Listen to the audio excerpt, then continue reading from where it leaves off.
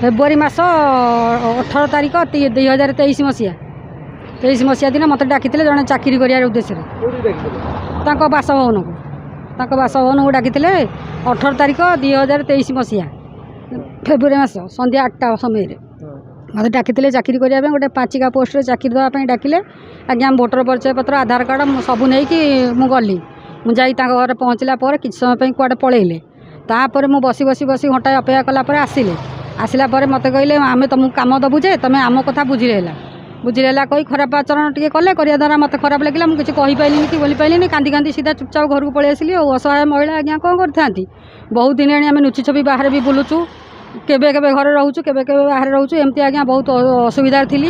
विभिन्न प्रकार मीडिया सब देखला धीरे धीरे आस्ते आस्ते साहस कर स्त्री लोक जड़े मुझे आसिक असहाय महिला आपण पाखे अभियोग करुच्छे जहाँ आपण मैंने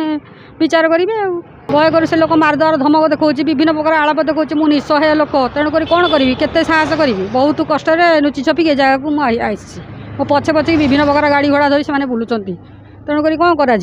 आपण जहाँ विचार करेंगे दाबी रखी कौन गोटे ये तो परिस्थिति मत कर मत के सुरक्षा टी दि जाऊ मुझे भल भाव में रही मो परिवार धरिकी मुझे बंची निस्सहाय लोक से लोक को जमी गिरफ करते शीघ्र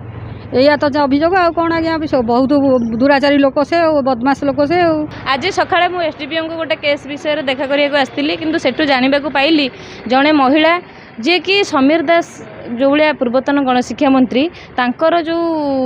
द्वारा केमती निर्यातिता होकर निष्पेषित होकर गाँ छाड़ी दीर्घ 8-9 मास है सुप्त अवस्था जाकि कौटी लुचिकी बसवास करुँच पचार सब डिटेल्स बुझिली एवं गोटे महिला हिसाब से गोटे नेत्री गोटे महिला हिसाब से महिला मानकर जो दुख भरा कहानी मु देखिली जे पूर्वतन गणशिक्षा मंत्री समीर रंजन दास एते माने जो भाया रोमहर्षणकारी घटना से कहले आगुरी तो आप जानी धर्मेंद्र साहू इश्यू एवं रिसेंटली देखी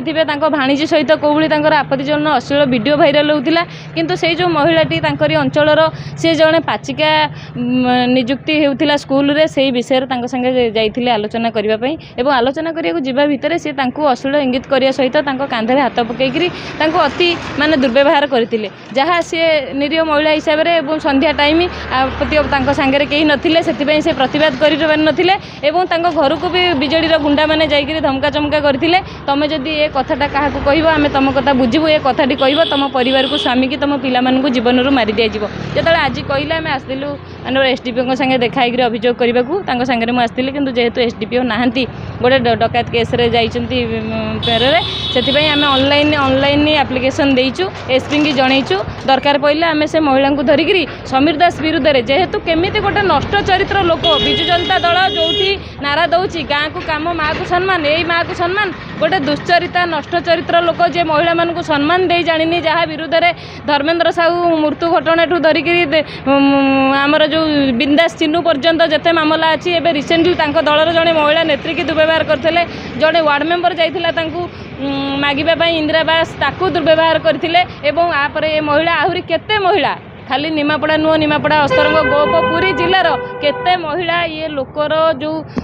काम मोह मायारे जो ये गोटे कामाख्या कहले अत्युक्ति हेनी यार ये क्या बशवर्ती करी जो भाव समस्त को एमती व्यवहार करी माननीय मुख्यमंत्री एवं विजु जनता दलर जो मैंने प्रतिनिधि अनुरोध करुँचा नष्ट चरित्र दुश्चरिता लोक को टिकेट दिंतु ना आ विरुद्ध में आईनगत कार्यानुष्ठान तुरंत ग्रहण करूँ गिरफ कर जेहेतु गोटे गरीब निरीह महिला जेहेतु तार सरलतार सुजोग मैंने नहीं से जेहेतु निज पेट पाटना निज परिवार पोषिया गोटे पोस्ट आवेदन करने से गोटे साहस जुटे पार नाला किंतु मुझे संगे आलोचना कली कथबार्ता से कहला सामाजिक गणमाध्यम मुझे प्रतिदिन देखुची ये लोकर कलाकारनामा मत से गोटे साहस बांधिली जेहेतु इलेक्शन आगू अच्छी ये लोकटा जदि पुणी पुनर्बार निर्वाचित हुए टिकेट पाए इलेक्शन लड़े ताहले आहरी केते झील बोहू जीवन नष्ट हम से